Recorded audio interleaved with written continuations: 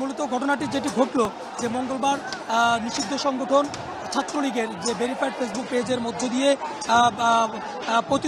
পতিত যিনি রয়েছেন বাংলাদেশ থেকে যিনি পালিয়ে গেলেন শেখ হাসিনা, তাই তিনি একটি অনলাইনে ভাষণ দিবেন, এটিকে কেন্দ্র করে মূলত আজকের এই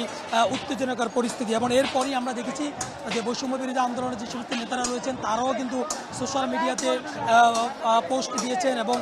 সকল বিভিন্ন মহলে শেখ হাসিনার যে ভাষণ দেওয়াকে কেন্দ্র করে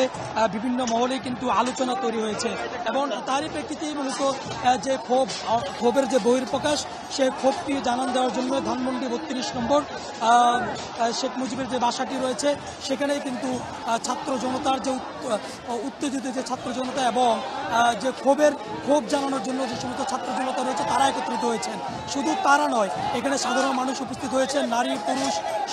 সকল বয়সের মানুষ এখানে উপস্থিত হয়েছেন এবং তারা তাদের ভাষায় বিভিন্ন ধরনের স্লোগান তারা দিচ্ছেন। তারা বলছেন